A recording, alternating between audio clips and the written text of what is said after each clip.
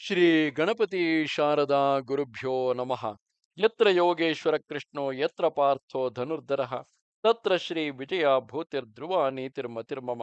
ಶ್ರೋತೃಗಳಿಗೆ ಶ್ರೀ ಅಳಸಿಂಗರಾಚಾರ್ಯ ವಿರಚಿತ ಶ್ರೀ ವ್ಯಾಸ ಮಹರ್ಷಿ ಪ್ರಣೀತ ಶ್ರೀಮನ್ ಮಹಾಭಾರತದ ದ್ರೋಣ ಪರ್ವದಲ್ಲಿ ಶ್ರೀರಾಮನ ಚರಿತ್ರೆ ಎಂಬ 59ನೆಯ ಅಧ್ಯಾಯಕ್ಕೆ ಸ್ವಾಗತ.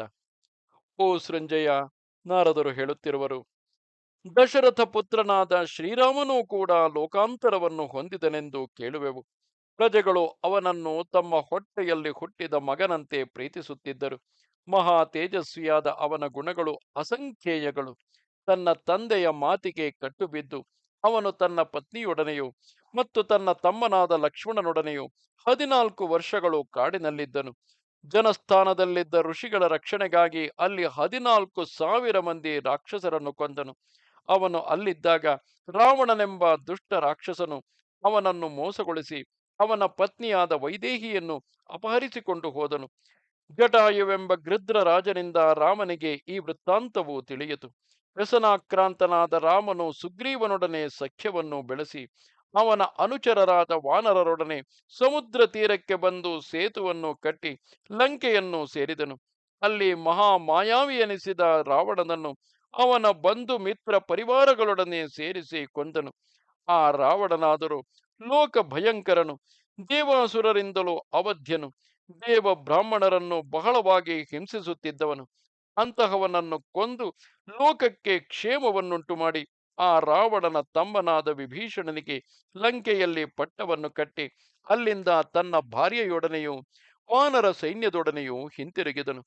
ರಾವಣನ ವಶದಲ್ಲಿದ್ದ ಪುಷ್ಪಕ ವಿಮಾನವನ್ನು ಏರಿ ಅಯೋಧ್ಯೆಗೆ ಹಿಂತಿರುಗಿ ಬಂದು ತನ್ನ ತಾಯಿಯರನ್ನು ಬಂಧುಮಿತ್ರರನ್ನು ಋತ್ವಿಕ್ ಪುರೋಹಿತರನ್ನು ಕಂಡು ಅವರನ್ನು ಆನಂದಗೊಳಿಸಿದನು. ಹಿರಿಯರನ್ನು ಉಪಚರಿಸುತ್ತಾ ವಸಿಷ್ಠಾದಿ ಮಂತ್ರಿಗಳಿಂದ ಅಯೋಧ್ಯೆಯಲ್ಲಿ ಅಭಿಷಿಕ್ತನಾದನು. ಆಮೇಲೆ ವಾನರ ರಾಜನಾದ ಸುಗ್ರೀವನನ್ನು, ಹನುಮಂತನನ್ನು, ಅಂಗದನನ್ನು ಅವರವರ ಸ್ಥಾನಕ್ಕೆ ಕಳುಹಿಸಿಕೊಟ್ಟನು. ತನ್ನ ಸಹೋದರರಾದ ಭರತ, ಲಕ್ಷ್ಮಣ, ಶತ್ರುಘ್ನರನ್ನು ಅತಿ ಪ್ರೇಮದಿಂದ ಆದರಿಸುತ್ತಾ ತನ್ನ ಪ್ರಿಯೆಯಾದ ಸೀತಾದೇವಿಯಿಂದ ಉಪಚರಿಸಲ್ಪಡುತ್ತಾ 11,000 ವರ್ಷಗಳವರೆಗೆ ಚತುಸ್ಸಮುದ್ರ ಮೇಖಲೆಯಾದ ಭೂಮಿಯನ್ನು ಪಾಲಿಸಿದನು. 100 ಅಶ್ವಮೇಧಗಳನ್ನು, ಭೂರಿ ದಕ್ಷಿಣೆಗಳುಳ್ಳ ಯಾಗಗಳನ್ನು ನಡೆಸಿದನು. ಬ್ರಾಹ್ಮಣರ ಅನುಗ್ರಹದಿಂದ ತಾನು ಕೋರಿದ ಕೋರಿಕೆಗಳನ್ನೆಲ್ಲ ಪಡೆದು ಸರ್ವಭೂತ ದಯಾಪರನೆನಿಸಿ ಧರ್ಮದಿಂದ ಪ್ರಜೆಗಳನ್ನು ಪೋಷಿಸುತ್ತಿದ್ದನು. 100 ಅಶ್ವಮೇಧಗಳನ್ನು, ಇತರ ಯಾಗಗಳನ್ನು ನಡೆಸಿ ಹವಿಸ್ಸಿನಿಂದ ಇಂದ್ರಾದಿಗಳನ್ನು ತೃಪ್ತಿಪಡಿಸಿದನು. ಆ ರಾಮ ರಾಜ್ಯದಲ್ಲಿ ಪ್ರಾಣಿಗಳಿಗೆ ಹಸಿವು ಬಾಯಾರಿಕೆಗಳಿಲ್ಲ, ರೋಗ ಬಾಧೆಗಳಿಲ್ಲ. ಎಣೆಯಿಲ್ಲದ ತೇಜಸ್ಸಿನಿಂದಲೂ ಸದ್ಗುಣಗಳಿಂದಲೂ ಶೋಭಿಸುತ್ತಿದ್ದ ಆ ರಾಮನು ಸಮಸ್ತ ಭೂತಗಳಿಗಿಂತಲೂ ಮೇಲೆನಿಸಿದ್ದನು. ರಾಮನು ರಾಜ್ಯವಾಳುವ ಕಾಲದಲ್ಲಿ ಋಷಿಗಳು, ದೇವತೆಗಳು, ಮನುಷ್ಯರು ಏಕೀಭಾವದಿಂದ ಭೂಮಿಯಲ್ಲಿಯೇ ವಾಸಿಸುತ್ತಿದ್ದರು. ರಾಮನು ರಾಜ್ಯವಾಳುವ ಕಾಲದಲ್ಲಿ ಯಾವ ಪ್ರಾಣಿಗಳಿಗೂ ದೌರ್ಬಲ್ಯವಿಲ್ಲ, ವ್ಯಥೆಯಿಲ್ಲ. ಪ್ರಾಣ ಅಪಾನ ವಾಯುಗಳಿಗೂ ಪ್ರಾಣ ಅಪಾನ ವಾಯುಗಳು ಸಮಾನವೆನಿಸಿದ್ದವು. ತೇಜಸ್ಸುಗಳಿಗೆಲ್ಲ ಅಧಿಕ ಕಾಂತಿಯುಂಟಾಗಿತು. ಪ್ರಾಣಿಗಳಿಗೆ ಅನರ್ಥಗಳೆಂಬುದೇ ಇಲ್ಲ. ಪ್ರಜೆಗಳೆಲ್ಲ ದೀರ್ಘಕಾಲ ಜೀವಿಸುತ್ತಿದ್ದರು. ತರುಣ ವಯಸ್ಸಿನಲ್ಲಿ ಯಾವನೂ ಸಾಯುತ್ತಿರಲಿಲ್ಲ. ಚತುರ್ವೇದ ಪಠನದಿಂದಲೂ ಹವ್ಯ ಕವ್ಯಗಳಿಂದಲೂ ದೇವತೆಗಳು ನಿತ್ಯ ತೃಪ್ತರಾಗುತ್ತಿದ್ದರು. ಕೆರೆ, ತೋಟ ಮೊದಲಾದ ಧರ್ಮ ಕಾರ್ಯಗಳಿಂದಲೂ ಯಜ್ಞಗಳಿಂದಲೂ ರಾಮರಾಜ್ಯವು ಯಾವಾಗಲೂ ಸರ್ವ ಸಂತೋಷಕರವಾಗಿದ್ದಿತು. ನೊಣ, ಸೊಳ್ಳೆ, ದುಷ್ಟ ಮೃಗಗಳು, ವಿಷಸರ್ಪಗಳು ಮೊದಲಾದವುಗಳ ಬಾಧೆಯೂ ಇರಲಿಲ್ಲ.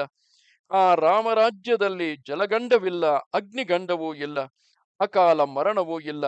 ಅಗ್ನಿಯೂ ಕೂಡ ಮುಟ್ಟಿದವರನ್ನು ಸುಡುತ್ತಿರಲಿಲ್ಲ. ಅಧಾರ್ಮಿಕರಾಗಲಿ, ಲೋಭಿಗಳಾಗಲಿ, ಮೂರ್ಖರಾಗಲಿ ಆ ದೇಶದಲ್ಲಿ ಇರಲಿಲ್ಲ. ಎಲ್ಲ ವರ್ಣದವರು ಶಿಷ್ಟರಾಗಿಯೂ ಇಷ್ಟರಾಗಿಯೂ ಪ್ರಾಜ್ಞರಾಗಿಯೂ ಇದ್ದರು.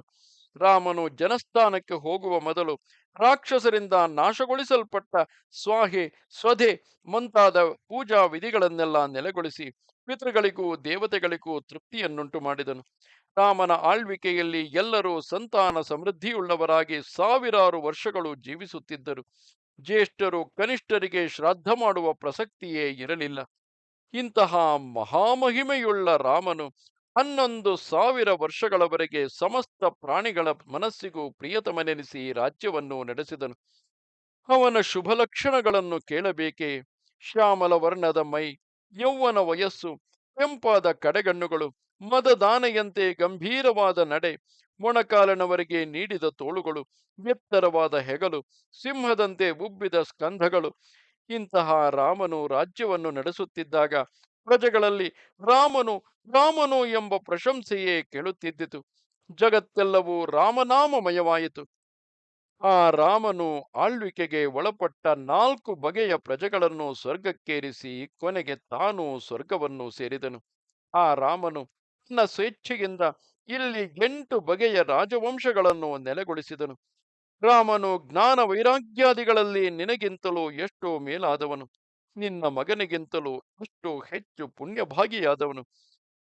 ಅವನೇ ಕಾಲಗತಿಯನ್ನು ಹೊಂದಿದನು ಎಂದ ಮೇಲೆ ನಿನ್ನ ಮಗನಿಗಾಗಿ ಚಿಂತೆ ಏಕೆ? ಇನ್ನು ಒಂದು ಯಾಗವನ್ನಾದರೂ ಮಾಡದೆ ದಕ್ಷಿಣೆಯನ್ನಾದರೂ ಕೊಡದಿದ್ದ ನಿನ್ನ ಮಗನಿಗಾಗಿ ನೀನು ದುಃಖಿಸಬೇಡ ಎಂದನು. ಇದು 59ನೆಯ ಅಧ್ಯಾಯವು. ನಮಸ್ತೆ ಶಾರದೆ ದೇವಿ, ಕಾಶ್ಮೀರ ಪುರವಾಸಿನಿ, ತ್ವಾಮಹಂ ಪ್ರಾರ್ಥೆಯೇ ನಿತ್ಯಂ, ವಿದ್ಯಾದಾನಂಚ ದೇಹಿಮೆ. ನಮಸ್ಕಾರ.